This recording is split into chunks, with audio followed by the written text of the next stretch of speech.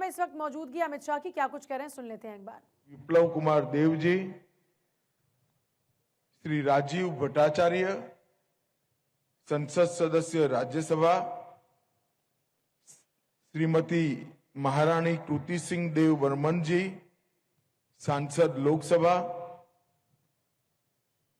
Professor मिलन रानी जमातिया जी, अध्यक्ष हिंदी विभाग त्रिपुरा विश्वविद्यालय, डॉक्टर बी.पी. फिलिप जी, अध्यक्ष नागरी लिपि परिषद नागालैंड, श्रीमती अंशुली आर्या, सचिव राजभाषा विभाग और उपस्थित सभी राजभाषा प्रेमी, हिंदी प्रेमी भाइयों बहनों का स्वागत करता हूं। नमस्कार। सबसे पहले त्रिपुरा की इस महान भूमि पर आकर मैं मां त्रिपुरा सुंदरी को प्रणाम कर कर मेरी बात की शुरुआत करना चाहता हूं। त्रिपुरा सुंदरी का ये मंदिर न जाने कितने सालों से न केवल त्रिपुरा, न केवल नॉर्थ ईस्ट, देश भर के यात्रिकों के लिए आकर्षण का केंद्र रहा है। और मुझे आज इस सम्मेलन में कहने में कोई दिक्कत नहीं है,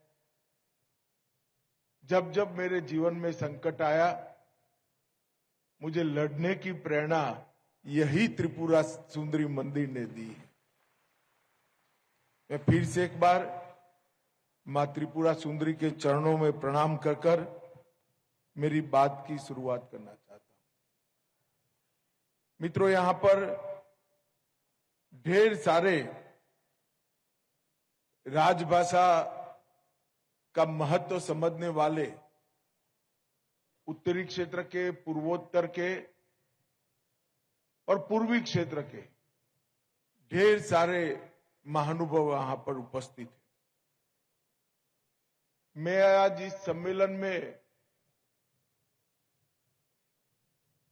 श्री शिवाजी महाराज ने स्वराज का आंदोलन शुरू किया था, उस वक्त को याद करना चाहता हूं, जब पूरा देश गुलामी की जंजीरों में जकड़ा हुआ था। किसी में हिम्मत नहीं थी मुगलों की ताकत को इसके सामने खड़ा होने की। उस वक्त 16 वर्ष के एक युवा शिवाजी ने एक मंदिर में प्रतिज्ञा करी कि इस देश को मैं आजाद करूंगा, स्वराज की स्थापना करूंगा। जब आगे चलकर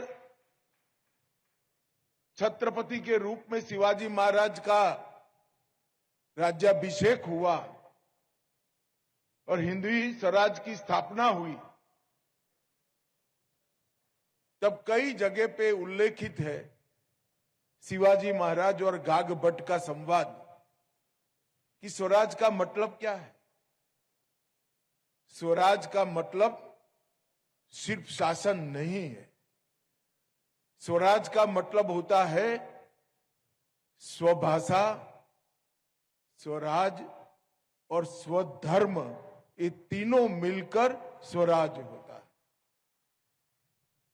और आज हमारे संविधान निर्माताओं ने शायद यहीं से प्रेरणा लेकर हिंदी को देश की राजभाषा बनाने का निर्णय किया होगा, जो आज हमें स्व की ओर वापिस ले जाने की एक बहुत बड़ी आंदोलन बनकर हमारे सामने हिंदी उभरी है। मित्रों, कई सालों तक हिंदी के लिए अपप्रचार किया गया कि हिंदी थोपी जा रही है। अरे भाई, थोपना क्या है? हिंदी और स्थानीय भाषाओं के बीच में कभी झगड़ा हो ही नहीं सकता, क्योंकि वो तो एक ही मां की दो बहनें हैं जो एक साथ पनपी, बढ़ी और आगे बढ़ी। हिंदी की कभी स्पर्धा बंगाली से नहीं हो सकती, गुजराती से नहीं होती, तमिल, तेलुगु, मलयाली से नहीं हो सकती। हिंदी ये सभी भाषाओं की सखी है और जब हिंदी को बढ़ावा मिलता है तो अपने आप ये सारी भाषाएं मजबूत होती है, सारी भाषाओं को ताकत मिलती है। मगर मुझे आनंद है कि ये 10 साल में ये अपप्रचार ने बिल्कुल